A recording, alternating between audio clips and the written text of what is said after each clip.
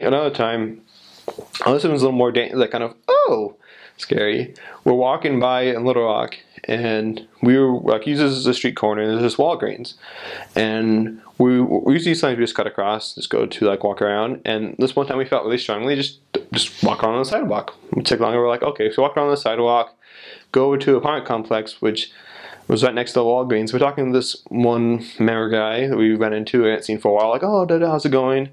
And then we walk back to meet another member that's going to come out with us, and all of a sudden we see just ambulances and cop cars in this parking lot. I guess there's been a murder there just like a few minutes before we, like after we walked past. So if we had walked through, that could have been really dangerous for us. So that was a little scary, but we definitely were protected there. So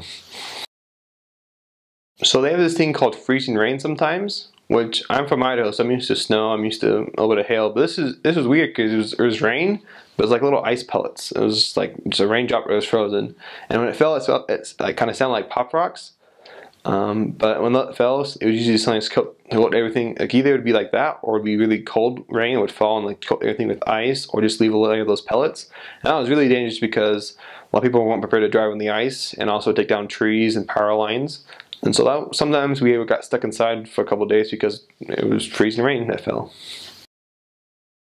I learned how to do a Rubik's Cube. I learned how to roll my R's, which is useful, of course, for Spanish. I couldn't do it before my mission. There's a little thing going on before, like blowing little spit bubbles with your tongue, like little bubbles, and that one, it was kind of weird. You shouldn't really do that, but it was kind of cool. So I learned how to do it. Some of the missionaries knew how to do it. I was biking once with one of my companions, and this is not like us at super dangerous, just kind of was random. We're biking about 9 o'clock, so we were in a hurry to get home biking. I was in front of him, and all of a sudden I hear like, ah, stop! Like I think I heard stop. So I slow down, and we're like on a sidewalk in front of the Little Rock Library, and so like there's kind of grass on both sides. And so I'm pulling off the sidewalk on the grass to turn around and see what's the matter. And all of a sudden, as I turn around, boom, he runs into me, and somehow like he felt like he got thrown off his bicycle, but like caught himself, so he was fine. And I just like had 2 bicycles on me. I'm like, what's going on? And he goes and pulls the bicycles off me, and he's like, I was biking, and all of a sudden there's this big dog coming out of nowhere, and I was like, don't stop, and then you stopped, and then you pulled off, and I was trying to go around you, you stopped, but then you pulled in front of me, and then you crashed into me. And then this dog came, and it was actually a super big friendly dog. I think we gave it a name. I don't quite remember. I think we called it Lassie, but I'm not sure about that. But our bikes, like we were both fine, just a little banged up a little bit. Bikes, we'd broken some reflectors, but they were fine. So we biked home. The dog, though, it followed us all the way home. And we live in an apartment complex where you can open, like, to get inside, you either go through a gate or through a small gate or a bigger gate for the cars. You gotta have a car to get in. And so we went through the small gate and like closed the door so the dog couldn't get in. But then a car came, so the dog ran inside and followed us, and like to our apartment door. If we hadn't, and like it ran up to our door. If we hadn't closed the door, I think it would have come to our apartment and everything. We're like, ah, dumb dog. Learning the language was hard, and just being like confident in that. And I think I can do it because I thought I thought about like, I have to learn another language. How am I going to do that? And it didn't hit me into the MTC. I'm like, this is a lot more work than I thought. And so that was hard and took some work, but eventually I overcame that just by constant work, and also definitely blessing by Heavenly Father. Just like I think many missionaries share about how like the gift of tongues is not necessarily just like you can speak it like one day, but like it's just like you just get blessed with the ability to learn it faster. Another hard thing was, of course, the weather and humidity, but eventually I got used to it, and I could handle it even though it was hot outside and you're sweating and it's just you feel sticky and tired.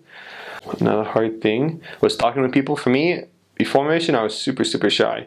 Like I didn't really talk very much, and now like I'm still kind of shy, but not so much. But really, that was hard for me to get out there and talk with people. Like I never met them, I didn't know who they were, and trying to share the gospel with them is just like a combination that's really hard.